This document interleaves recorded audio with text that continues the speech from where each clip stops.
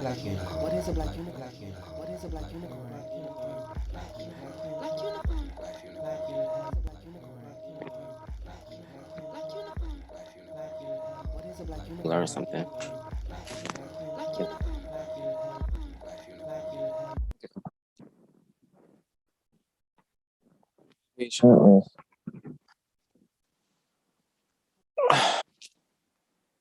Oh my God, Myshell. Ah, y'all, she ain't sitting at this table. They're gonna better see. Hi, boo, hi. I can see your face.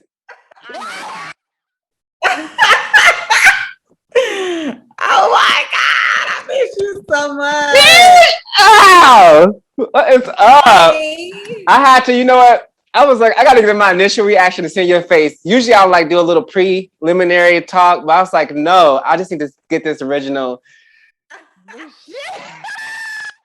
Oh my gosh, I love you so much. Oh my God, Myshell. It's so much. I know we ain't gonna be able to do this whole catch up overnight, this short time, but like No, we're I not. miss you and I love you. I know. But I have as much time as you need. Like, Oh, okay, cool. sorry, Oh, it's cool. loud over here. I'm like right by the forum. Oh, really? Oh, it's you're in I'm trying to LA. put my That's right. phone You're on in the charger. LA. Baby, they forum to you. Are they still giving you Super Bowl teas over there or what? Are they building a Super Bowl? I mean, the thing. That big stadium, yeah, that's also across the street. It's finished. Oh, is They it? had a concert the first night we got here. Yeah. That's a whole nother conversation. I It honestly, hasn't been every night though, so it wasn't too bad. really, Yeah. I met one of the builders of that thing Oh.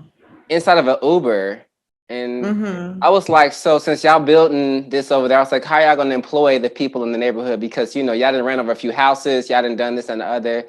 And he actually had some good Mm-hmm. answers. He said that there was going to be a lot of employment going on inside of there, and that it should help on the off seasons of the football games. There should be like jobs The regular. only issue is that it's also gentrified the surrounding area. So because that attraction is there, the rent has gone up, the Right. property value has gone up, and so a lot of the previous residents were pushed out. So Inglewood is not looking too black where I'm at right now, but Y'all, come on, y'all be in the neighborhood. Don't. They better not start acting funny. Like, that's Mm-hmm. another topic. That's not what we heard today.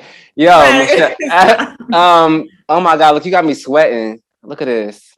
Don't sweat. I am It's so happy to see your me. face. I I am haven't seen you. too. Oh my God, I haven't seen you in so long. Let me get my questions up so we can get this thing Yeah, it's been rolling. before COVID.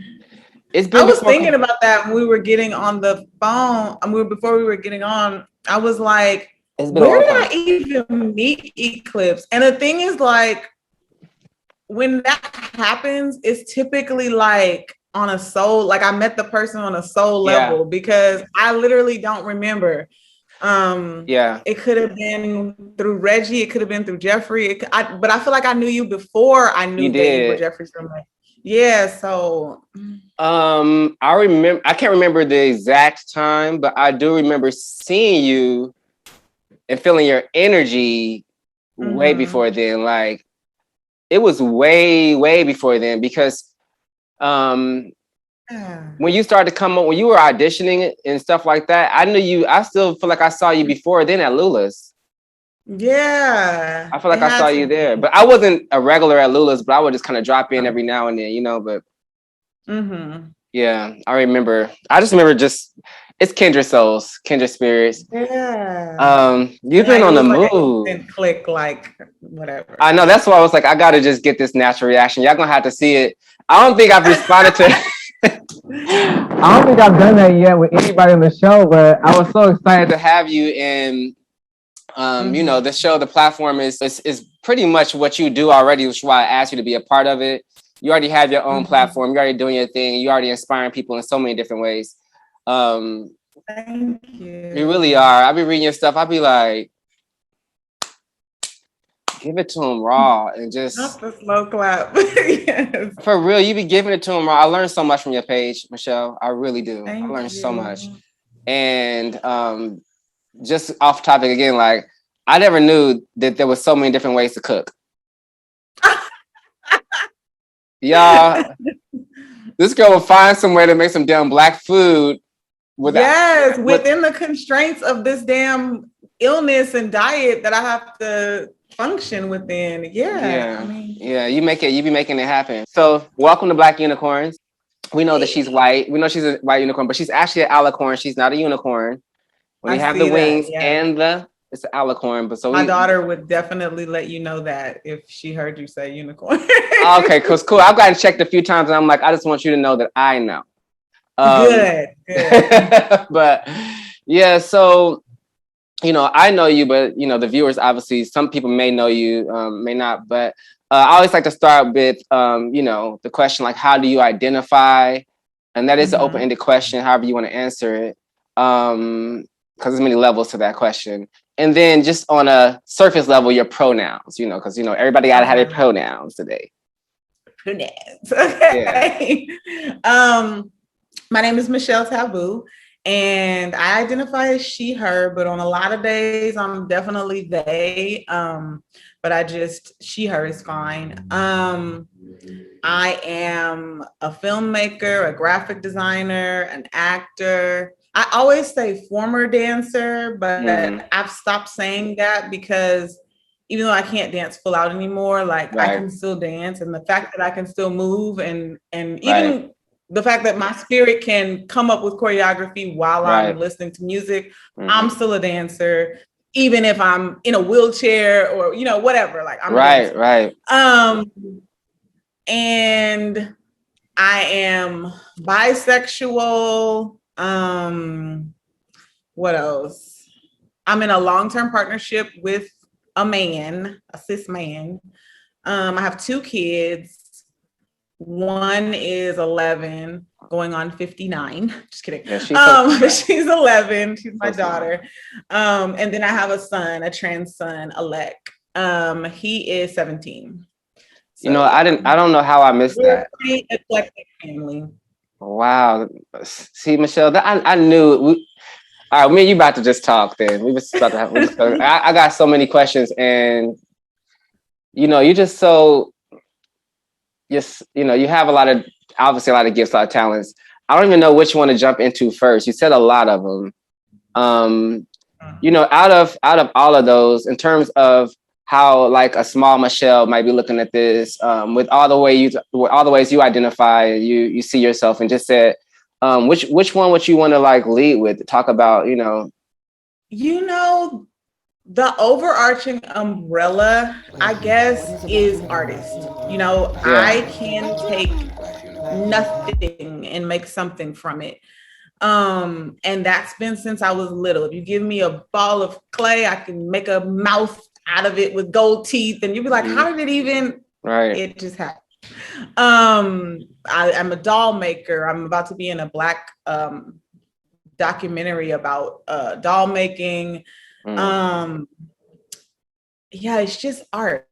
Even choreography. When I set a piece on dancers, they are my paint.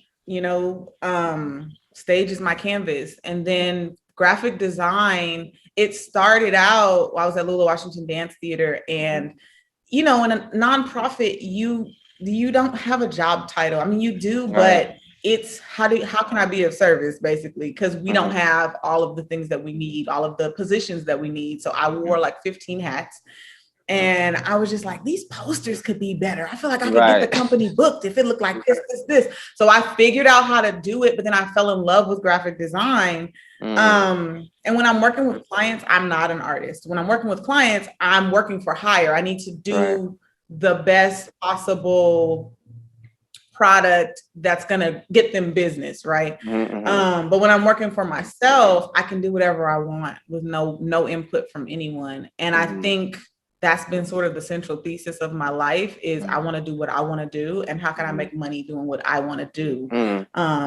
And how can I be the most vulnerable while I'm doing it? And how can I impact people's lives while I'm doing it? For 15 or 20 years, I was an activist. I'm not anymore. It is rigorous, and I'm gonna leave it to the young people. It's too much for my mental health.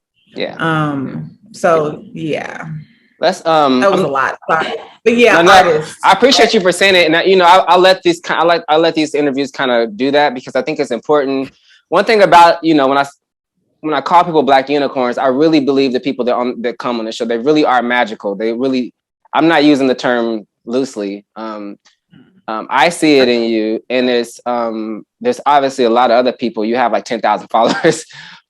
Listen to your stories and stuff like that. I'm probably 15,000 followers on one of your platforms. Right. But so obviously other people feel that way. So what just came to me though, while you was talking about like your gifts and how you identify as an artist, as a creative, how do you manage all of those things? Like, you know, how does that work? Like, what is a day like if you have a graphic design, you're choreographing, you know, I know you're dealing with some health issues. Like, how do you manage all these things? And I think it's important, like, just people hear the magic what you're doing. Yeah, like what's behind it. I get it.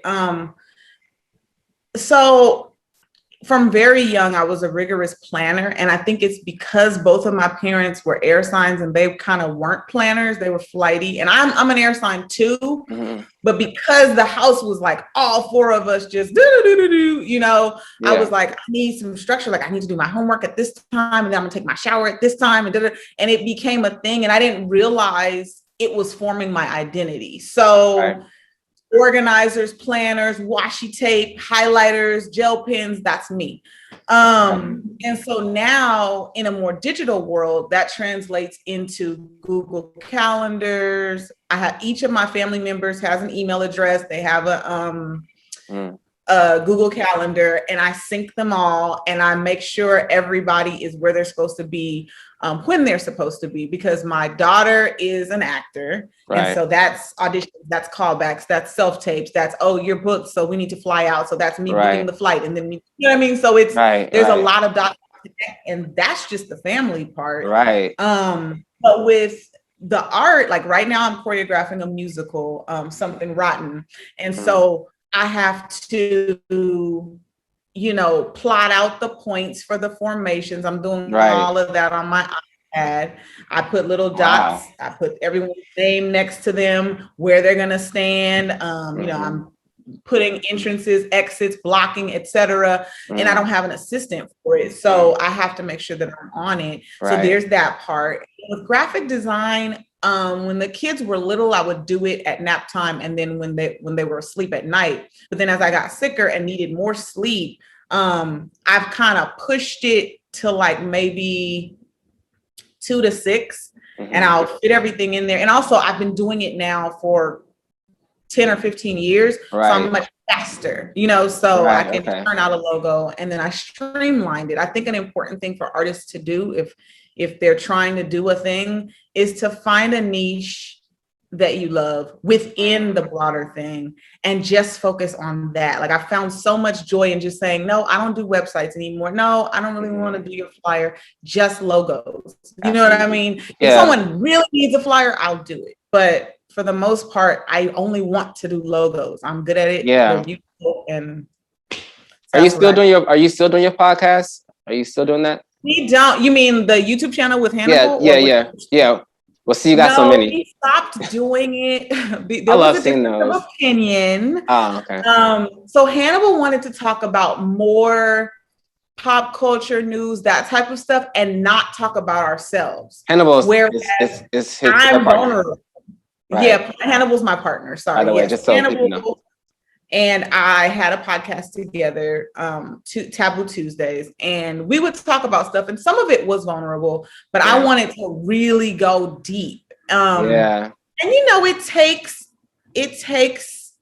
a level of it takes some tools, first of all, but which he has. He can get vulnerable when it's just me and him. And so I had to realize that it's not fair to drag my family along.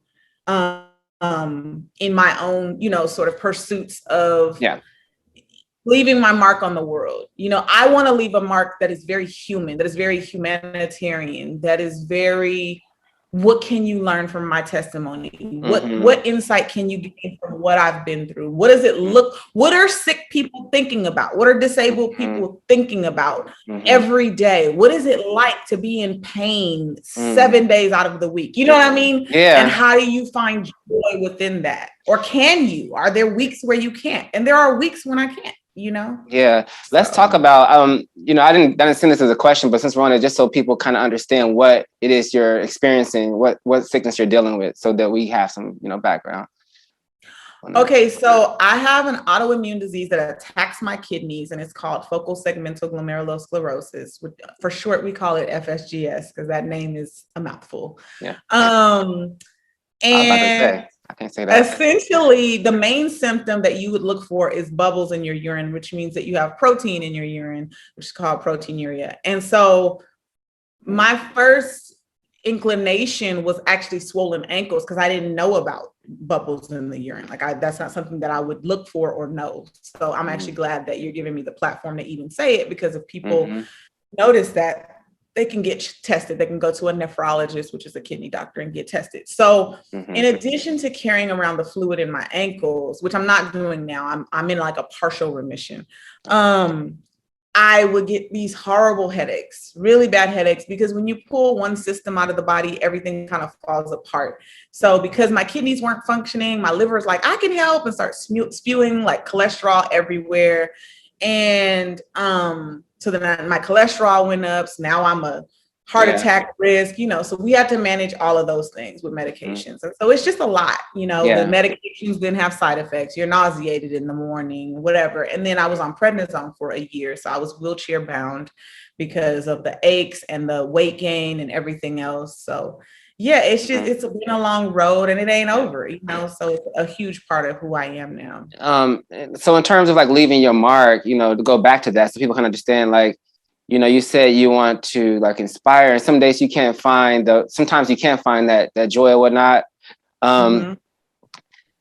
Is it like, I don't like to say I a lot on the show, but I do read your page. I do see what you're posting. And I know for me, sometimes I have issues with not coming off as a victim, but we're all going through these things. You write this really interesting line where you don't ever come off as a victim. It just comes off very real, and it's actually motivating to read. It's like, you, even though if anybody could be the victim, you could literally be like, yo, I'm going through this. Like, you have this. Please feel sorry for me. Damn it. Like, you really, like, nobody would be like, okay, well, like, but like, what's your motivation behind that? How, where do you get that power, that strength to do that?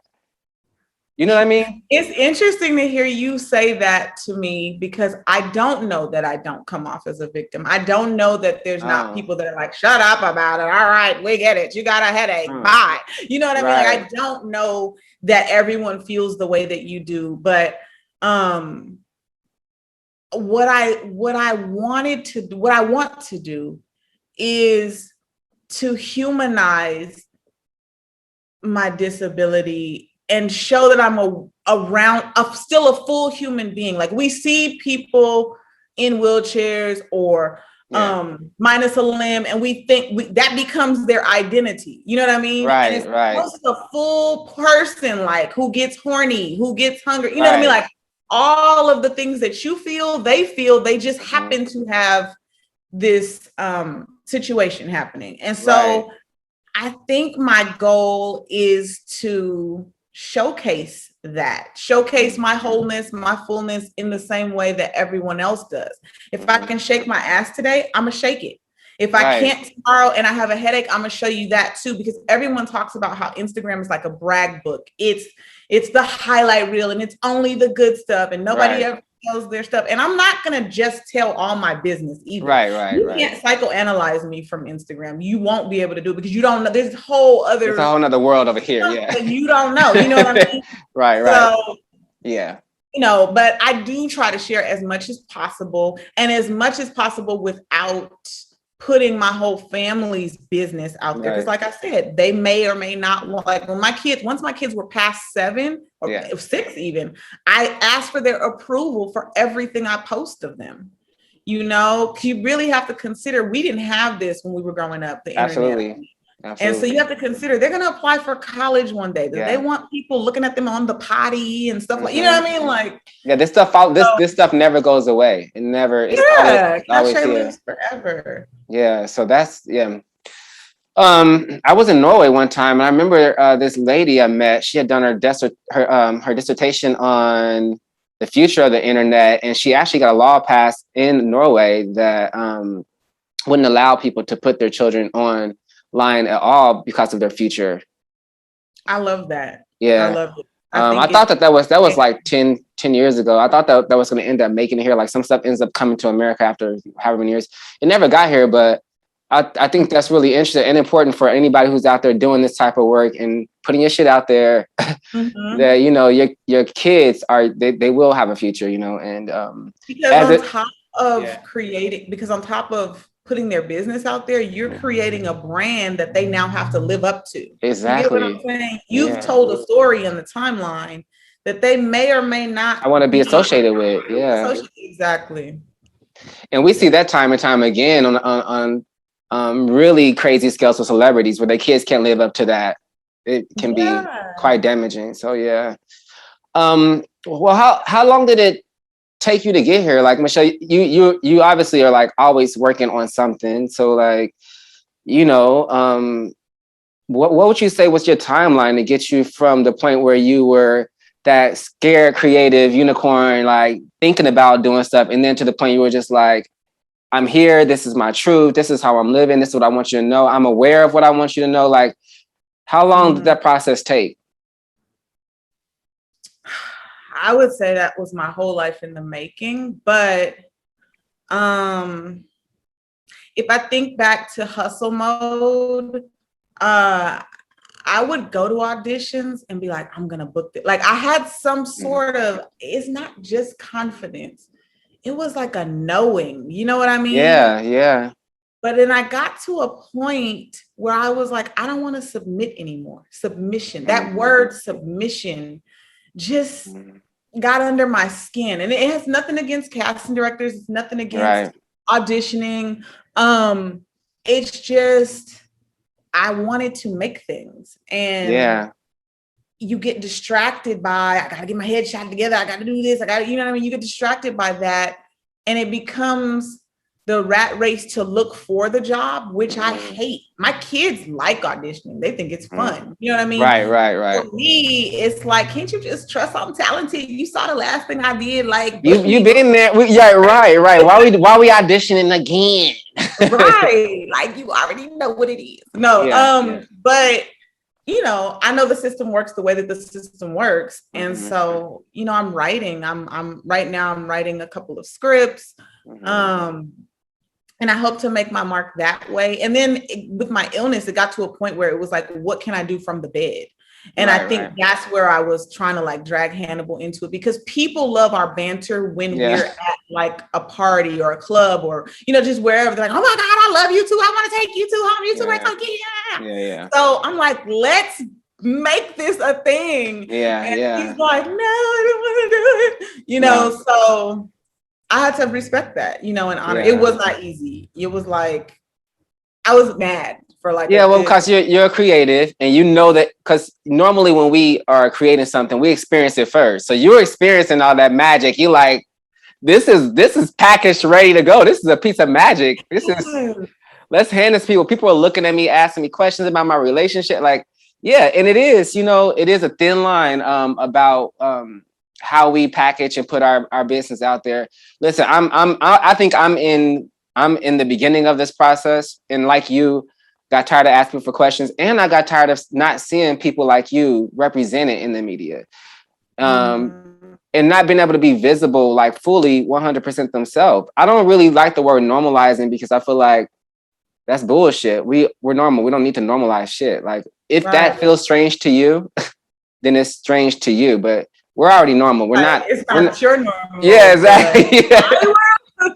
So, I get, you know, how much that probably hurts you to be like, I can't do this with my man, or, you know, my partner. But you know what, Myshell, you got so much more. So, you know, that if that's something that they're not ready for yet, you know, I think I'm kind of in the same boat with my partner. My partner's kind of like, oh, by the way, people, I have a partner, but and I'm poly.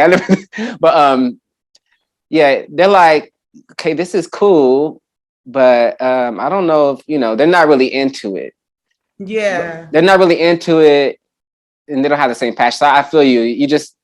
You see the magic right there in front of your face. Why not just? I do, and we should be getting paid for it. We answer so many people's questions, and it's inspiring. You know, we should just be getting paid, honey. Coins. Like some of these kids are getting paid. Not just coins, but like paid.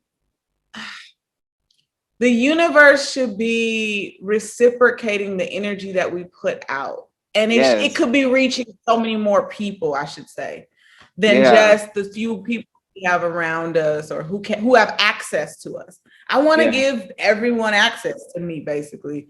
That's that's it.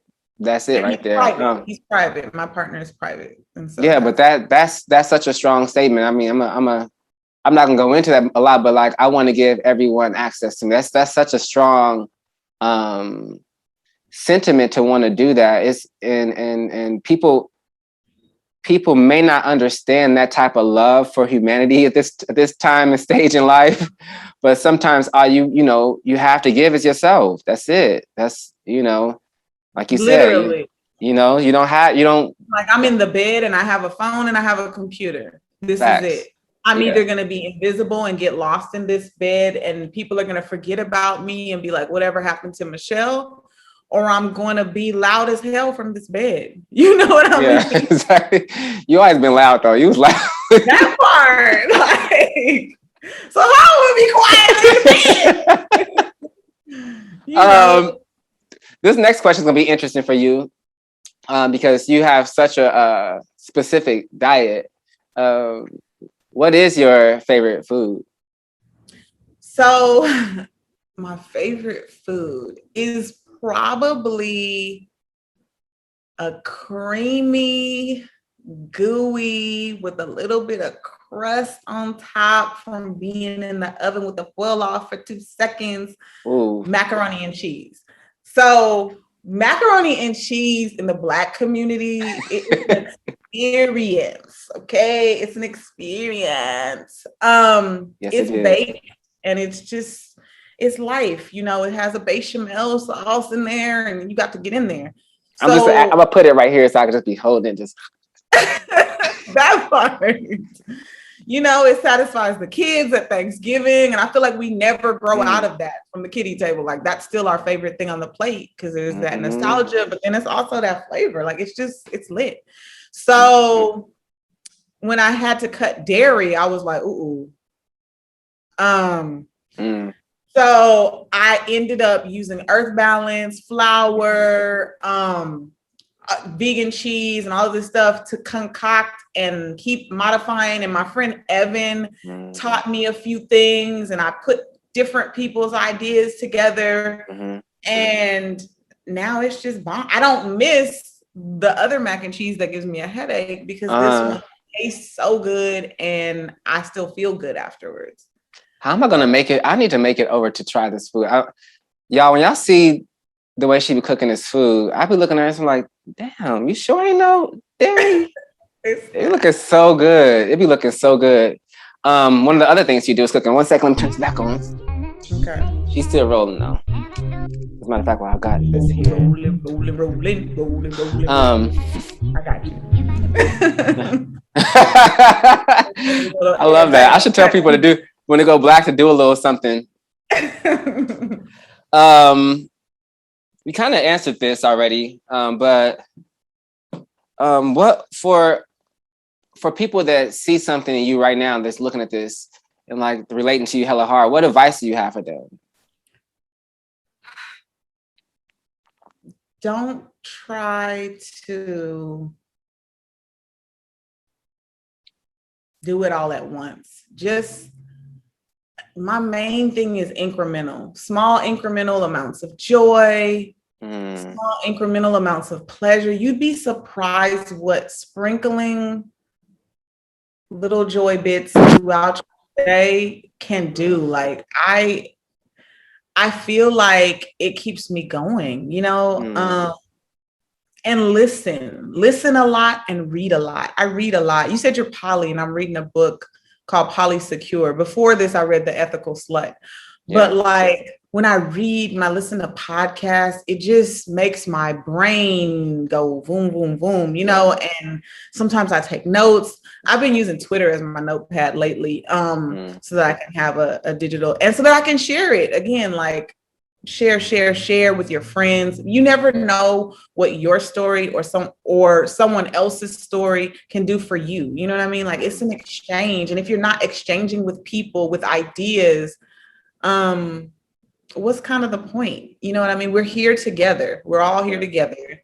I know we're 6 feet apart right now, but we still have the tools. How fortuitous that we are going through this pandemic in a situation where we have Zoom, where we have cell phones, where we have social media. Imagine, you know, being in your home, especially as a single person. I really feel for my singles during this time. Just by yourself and not having any of these digital tools throughout the pandemic. It would have been, you know, awful. So connect, you know, connect, share, listen, really listen. You know what I mean? We got to really start listening and hearing people and remembering what they say if it's important to us. Otherwise, don't waste the time with that person. Move on to the next person. Thank you. Thank you for your energy. You know, I'm going to move on now or whatever. But don't waste their time and don't waste yours. You know, I think that's really the essence of who I am. I listen. I think that's why a lot of people call me all day, but well, you listen and you offer good advice. I mean, you really do. You offer a lot of good advice. The poly, what was the other book you said you're reading? Polysecure, and then The Ethical Slut. I've read The Ethical Slut. I'm reading it again now with my partner, and it's actually making me see how I'm poly-ish, really, to be honest. But it's helping me to see where I'm at. How are you poly-ish? Well, because I haven't had a successful poly dynamic yet. I'm currently in a situation where like my partner understands that I have the capability to be, and but I've never, like, you know, my last situation was a mess because they were just not at a place to be honest about. They had a lot of shame around their sexuality and stuff like that, so they wasn't in a place to be fully disclose what it was they wanted. So there was a lot of sneaking around and stuff like that, which is rule number one of poly. That's the point. You don't want to be sneaking around. You don't want to. Right. You want to eliminate that. So there was like some of that around that. So I don't consider that a successful poly dynamic. Because I was more so in an open relationship and didn't know it. And it's two different things. You know, that's two different. It's not the same for y'all that thinks that poly and open relationship is two different things. So so now I think the relationship I'm in now, my partner, I love him so much actually that I'm realizing that a lot of my emotional energy is going toward him. And I'm wondering, do I have enough emotional energy to share with someone else? Or do I actually just want an open dynamic? Do I want to be in physical spaces with people and not have to think about the emotional, interaction? So that's exchange. So I think I have the capability to do it. I just haven't had two partners that I have the equal amount of feelings for to see if I can really handle it. Yeah, it's not to go off topic, but this is what this is about, y'all. So we just go into this a little bit.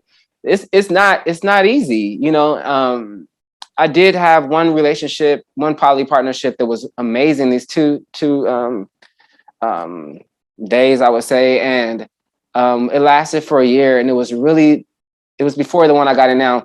It was successful, but I think we were all too young in the poly world to understand little things like jealousy I say little things because it's an emotion and it passes and you don't we didn't have the equipment to have those type of conversations. We were doing it, but our days sometimes to be all day conversation after conversation.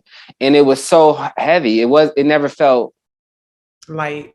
Yeah, it was heavy a lot. So, we all kind of had to go.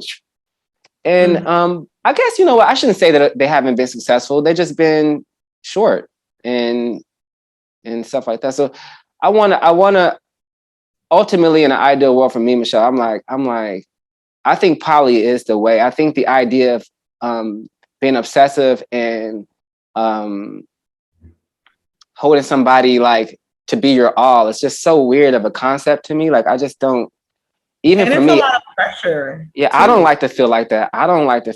But then also I struggle with the idea of, just like I'm like, if my partner's with somebody else, they're gonna like them more than me. They're gonna love them more than me. So sex can be better. It's this and that, like there's all those things, but it's something I'm really, really working on. And I feel that I want to do, and I'm open to it.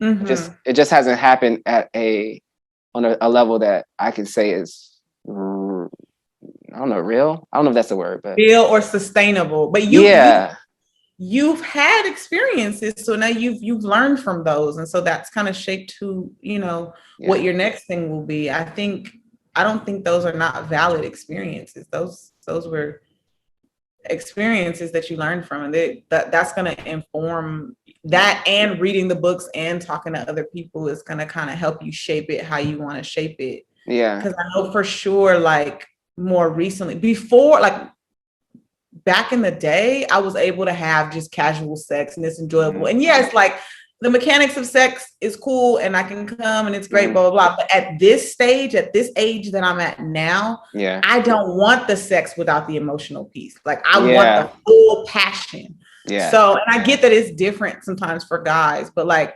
I want the full head over heels, kiss me all over my face, emotion. You know what I mean? I want all of that. Yeah. That is scary because if you have that with someone outside of, well, I don't want to say main partner because that's very hierarchical. Right. But if you have that outside of your other relationship and you feel like it's threatening it, like how does that work and blah, blah, blah. It's difficult to navigate. You can read about it all day long, but until you get in it with your real feelings, it's definitely, which it sounds like you've done. So you're actually past me, I would say. Yeah, I've done it. Like I said, the first one wasn't an honest exchange because they were kind of slipping out and doing their own thing without me knowing. We're not like agreeing. It was consensual. Some of the partners were not. I think in a monogamous relationship, they call it cheating, but I don't even like the idea of cheating. I think people need what they need. They do what they need to do. But it just wasn't consensual and we didn't talk about it. And this, the last one, I definitely did experience loving two people at the same time. We all had a conversation with each other. We all were friends. We all had sex together a couple times. And it was very loving. But again, that was just heavy. We wasn't equipped all the way fully to kind of get through it and be successful. It ended on some like, it was like one of those weird, we just not going to talk about it because we had talked so much. We didn't even talk about it. It was just like, all right, this is done. It was just that heavy. No more conversations. No, and not even no, like I hate you, you hate me. It's just like, we don't have any more energy to even talk about this anymore. Like we need to work it out. Yeah. So, but the beautiful times were some of the most beautiful times. And actually my current one, I'll tell you, Myshell, like the one thing I've really, I'm so proud of myself for learning in these polydynamics is how not to be jealous. Like not to be jealous, but how to navigate my jealousy. It really is. It's so special. Like I don't have the same feelings I used to have around jealousy or my partner being with other people. It's just such a beautiful thing to find it within myself to love someone at that level, to understand that they really are okay and that I'm okay and that I'm okay by myself. That's kind of discoveries I've been having. And, maybe if I do have another partner, I do have another partner, but it's not romantic. But when I have another romantic partner that triggers those type of feelings, it may, we'll see what happens. I haven't had that experience, so I don't know. But look at us. Come on, Black and poly and poly-ish and trying to figure it out. Anyway, this is not voyeur, and I think I definitely wouldn't be jealous if Hannibal had another partner. I would be concerned that he would be jealous in the opposite direction, but maybe not. Like, he's not controlling. He very much is like, I don't own you. Like, people are always like, oh my God, what did your husband say about that video you posted? And I'm just like, that's not our dynamic. Like, don't fit us inside of your framework, whatever that framework is, whether it's a Christian framework, whatever it is, like, we don't fit, like he's not tripping. But I think if it came to like sharing me, the essence of me, my feelings and all of that stuff with someone else, my thoughts, my ideas and all of that stuff, it might get to the point where like, did you tell them before you told me? I don't know, maybe, I don't know. This is all speculation. It happens to me. It happens because your mind goes to that place where it's intimacy, right? There's this intimacy that you share with that person. And it's not even the sex so much, it's that intimacy that starts to really mess with your head. You're like, what that experience is like because it's between you and that person. And when you feel like they can experience it with another being, it gets you a little uncomfortable. Or some people, person like me, uncomfortable. Not all people get uncomfortable with it. But what I've learned over time is like, there is never going to be the same connection between you and another. Like, that connection between you and that person is really you and that person. And you have to understand and know that you can have similar feelings, but you cannot have the same connection with two different people. It's as unique as each of us, Exactly. So, yeah, you're absolutely right. Right. So that's something that like, you just start to learn over time.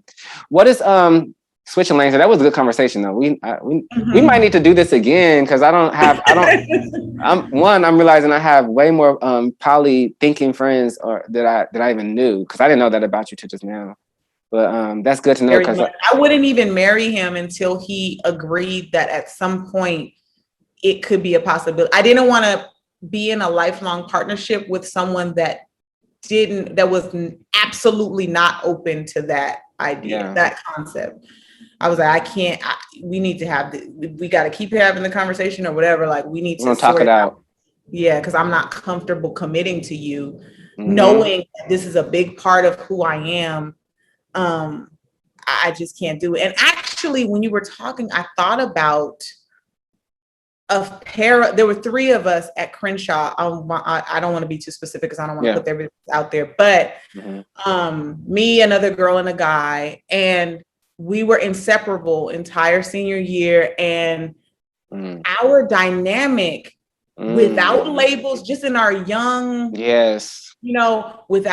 were definitely, and it didn't click for me until I saw this Janelle Monáe video. And I said, why is this reminding me of the energy between me and so-and-so? I was like, oh, we were a thing together, all of us, replete with sex and everything else. Like, and just a full-blown, very authentic friendship. Each of us had our own dynamic separately too, but as a unit, we were it was bomb. And that's amazing when you think back like that at your friendships back then. How many dynamics did we actually already experience that the world said was wrong, and so we just shelved it, or we never had nobody come in and encourage it? Exactly. Or say, this is a thing, you guys know you can do this, like this is we didn't know. Seek that approval, but we also, you're right, we didn't have any examples of it either, like which is why like these kind of conversations are important, so people can see that it is happening. And within our community, the Black community, there's so much that happens in our childhoods that should be signs of who we're becoming and what we're asking the universe to be. And because our parents, the other generation, didn't accept it and didn't have anybody to encourage them or let them know that it's not wrong. that it's like the message gets lost somewhere, and then all of a sudden we're starting again from scratch like we did. But our aunties, our uncles, your mamas, your daddies, granddaddies, grandpas, they experience these things too, whether it's lesbian, gay, trans feelings, poly feelings, monogamous feelings, gay, whatever, all these feelings are very real human feelings, right? And then they get shelved somewhere in our community, like they don't get talked about. Absolutely. It's crazy. Or they get done unethically because they're shunned about it, or you know what I mean? So it gets done unethically, like you said, like, oh, I stepped outside of my marriage. I have a whole nother family over here. Okay, well, you're poly because you're literally loving two women. You know what I mean? Like, you don't know how many of my sister and taking care of both. That. I tell a lot of my cis straight friends, I'm like, my cis men mostly. I'm like, bro, you need to start reading about poly, because you're just creating more darkness around your situation that needs to be there. Absolutely. Get it in a situation that you're comfortable in. All y'all cis straight men that are friends of mine, I'm talking to y'all. Get in a situation you are comfortable in. All right, let's switch lanes a little bit though. What is one piece of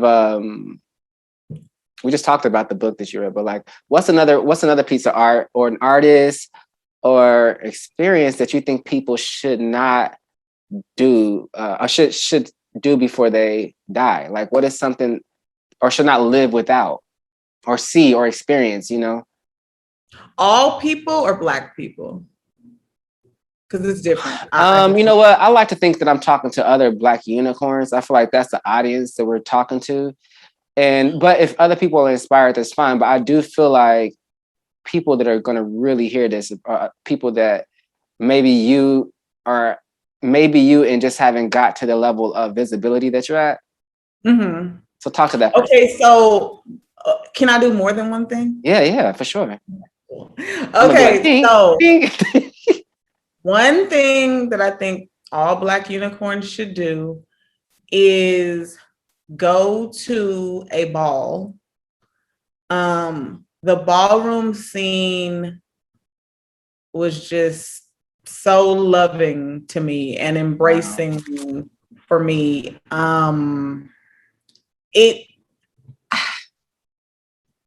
I can't even explain. Like, you just need to go. You need to go and you need to experience the love. It's the reassuring, the building up. There's a meme that's just about Black people in general, how there's nothing like people rhythmically chanting A while I dance in the middle of a circle. And there's really nothing like that hyping of you up. But I don't even mean if you get in the middle of the ball. I mean the energy at the whole ball. Okay, so that's the first thing. And I got introduced to that because, oh God, we going deep now. I stripped at a lesbian club for 2 nights. What have you not done? Let me find out. Eclipse is like, wait, let me find out. Well, first of all, I'm mad that I didn't see it. Let me start there. That's because I know that was lit. You're so, actually it was. I know that was lit. It wasn't. It was at the Catch One in Los Angeles. There's a famous club, the Catch One. Yes. I was young. I was underage. Shout out to Jules. It's not the Catch's fault because I used a fake ID. I used my sister's ID. She looks similar to me. She's developmentally disabled, but she is 5 years older than I am. So yeah, I went assuming, it's just going to be an all-female space. I didn't realize that Peanuts, Catch One, like all the gay clubs can have any gender there. Facts. So I learned the first part of the choreography. It was me and another girl. It was a duet. I learned the first part of the choreography, and we come out, we hitting, because I'm a dancer. I'm like, okay, this is just bra and panties recital. Like, fuck it, we doing this. Do that, and then we have to go work the crowd. Eclipse, when I stepped down off that stage and started walking around and saw all these dudes, I was like, somebody's going to see me that knows me. Like, no, I wasn't trying to shake ass for dudes. Like, no, no, I'm in this lifestyle. Like I do women, like this is what I do. Right. So ironically, I went and hid behind two dudes and they were like, what's wrong, baby girl? You know, black dudes. They were like, what's wrong, baby girl? I was like, I'm scared. This is my first night. I don't want to do this no more. They was like, okay, it's good. We got you. We got you. Just stay back here. Just stay back here.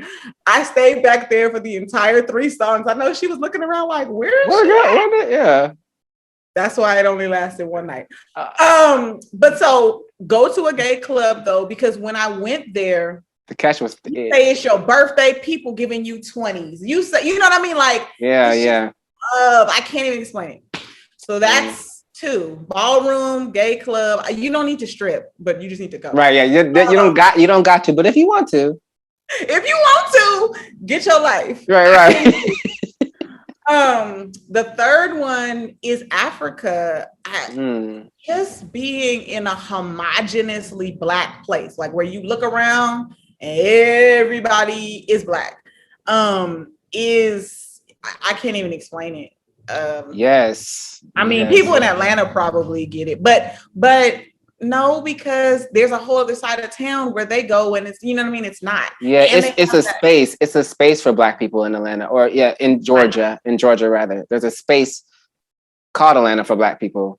And that's where they live. And that's just like any major city or whatnot. But no, you're right. Africa, going to the continent. You went? I lived there. That's right. Yeah, I lived there.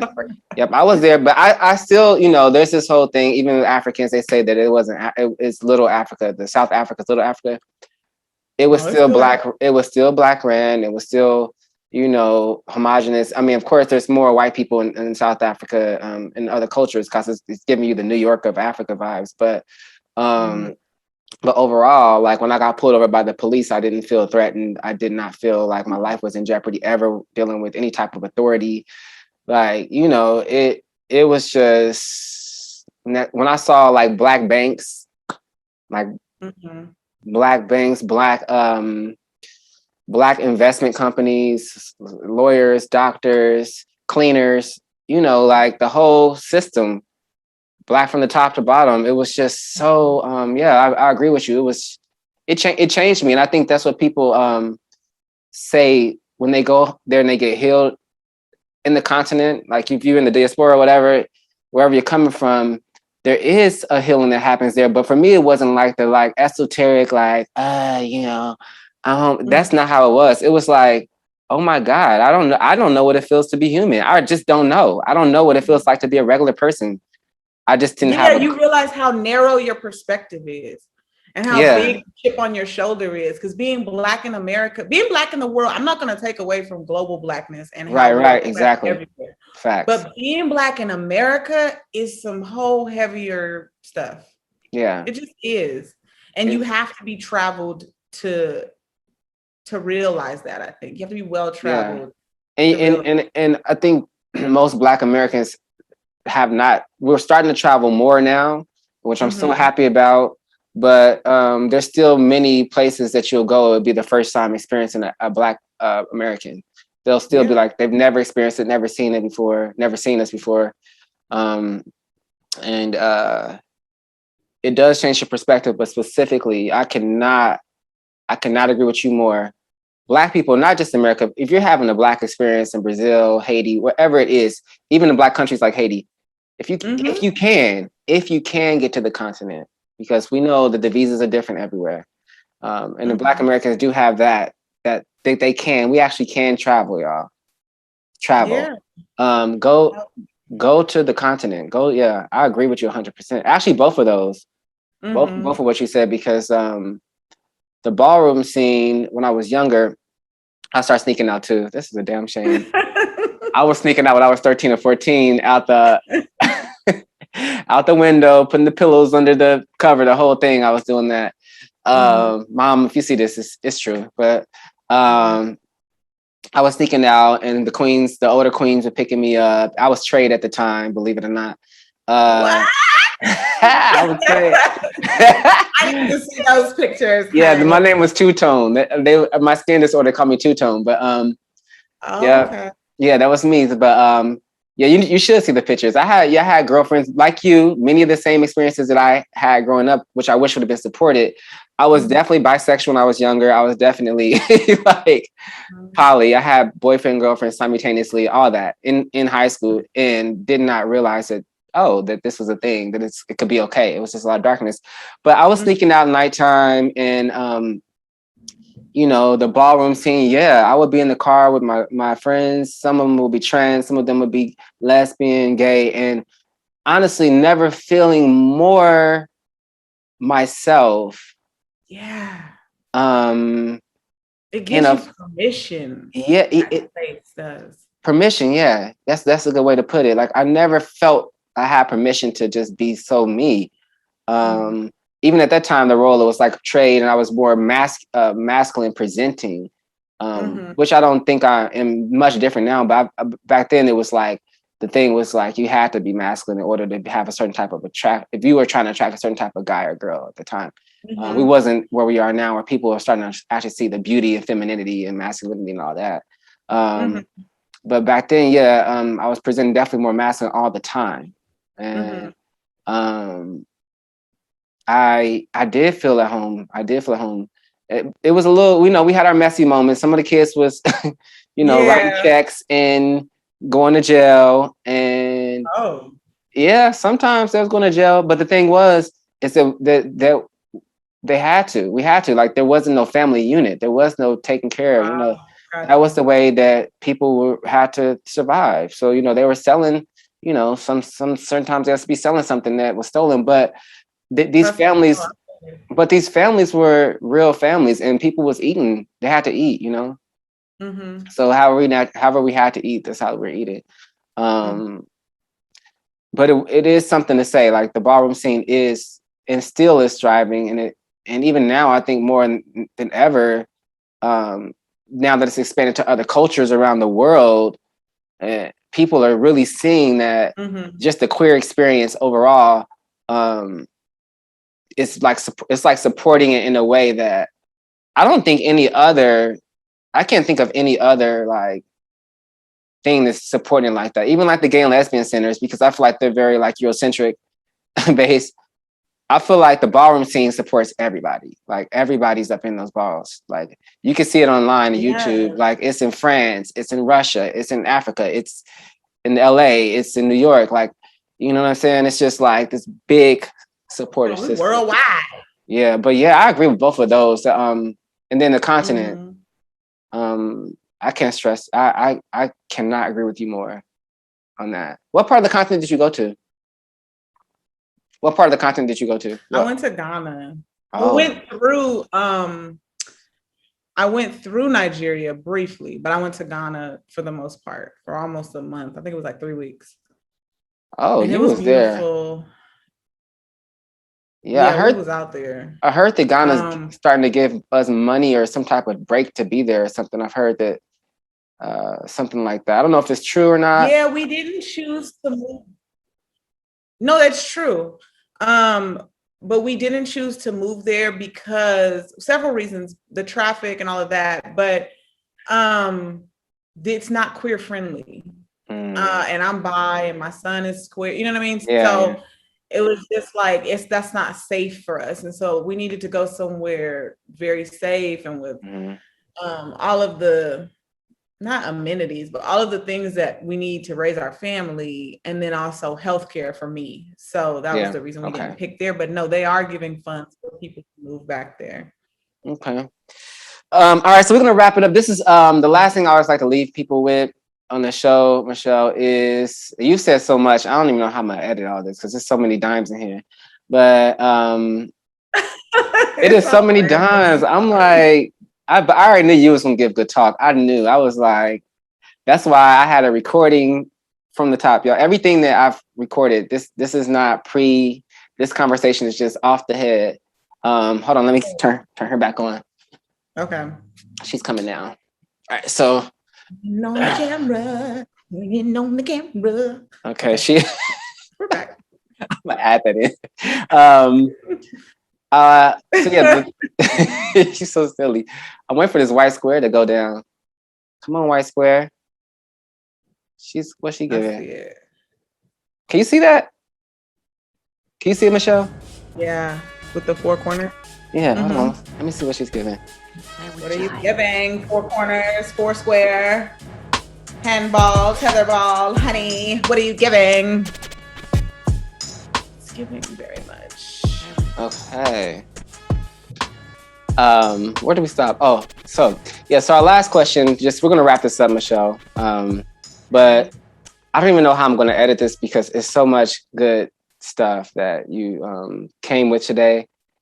I hope that y'all got something out of this because this well of information just right here. Go to her pages, check in with everything she's doing. There's so much more that we really did not talk about that we could have talked about. Because I'm so curious about, actually, like you're talking about Ghana, but I'm curious about Mexico and how that's working out. But we can't really save that for when y'all want. If y'all want to know more, just go to the page and find out. Just go to the page, and I'm pretty sure. We both could do a full episode on leaving the country, and should do a full episode. It's a thing. You already said what freedom is to you. Did you actually say what freedom is to you yet? Did we have that question? I did not. Yeah, actually, what is freedom to you? What is freedom to you? Wow. On a personal level, it's being able to say what I want within reason. When I say that, I don't mean it in a narcissistic way, like F everybody around me, with considering people's feelings and all of that. But to be able to say what I want, wear what I want, do what I want, without concern for my not personal safety, but yeah, in a sense. I'm a woman. If I wear a short skirt, there is a possibility that some attention could come that I don't want. That type of stuff. That doesn't mean I'm not gonna wear a short skirt, because y'all know I do. But it just means that I don't feel free, in certain settings. Like when I'm walking down the alley with that short skirt, I get a little less feisty and a little more like, oh, looking over my shoulder. You know what I mean? Like that's the reality that I live in, explaining myself to a police officer. That's not, I don't feel free in that moment. You know what I mean? So yeah, I think that's what I mean by that. But then also freedom from a community standpoint or from a collective standpoint, access. I talk about it all the time. Access to clean water, access to good food, healthy food, access to resources and knowledge. Yeah, the library has free books, but do you have time after working 3 jobs to go get a book and read it? No, you don't. You know what I mean? So, I want everybody to have a good quality of life. And I feel like that's what freedom looks like. Being able to carve out what you want to carve out. Yeah, that's the best way that I can put it. I know you sent the questions, but I didn't want to carefully type out my answers and then read them. I'm glad you didn't. I wanted to talk from the heart. And I'm glad you did, because I think that's what the magic is. That's why that's the magic. That's really what is a mantra or a affirmation that you would like to leave with everybody? One that I've been working on recently is I am learning from all of the experiences around me in order to reach my destiny. Yeah, that's what I've been repeating to myself over and over and over again, in hopes that I'll get there faster. Patience is my constant struggle. So yeah, as I take my time, I'm able to learn from everyone around me. And I think it's important to sit at the feet of my peers at this point. When I was little, I sat at the feet of a lot of elders. My parents are very much older. My dad was born in like 1935, and I have my great aunts and stuff like that. So I think, So I think that's my medicine alarm. Okay. Right. So I think that now it's time to just listen to all of y'all. I learn from kids, you know. Mm-hmm. I learn from kids, I learn from elders, I learn from peers, I learn from books, and I hope it gets me to whatever my destiny is supposed to be. That's it. Wow. Okay, well, that's pretty much right on time. That's the end of our thing. I'm gonna stop the recording, but thank you so much for coming on, Myshell. Like, thank you for giving us your time. Thank you for having me. Your time is valuable, and you're valuable, and I want you to know that we out here learning from you. Please continue to keep us, on our toes. Thank you. Likewise, you are a treasure. You know that, right? Thank you. You're a treasure. You live out loud, and I love that about you. So do I. And I'm just happy to share y'all, basically. Happy to share y'all. So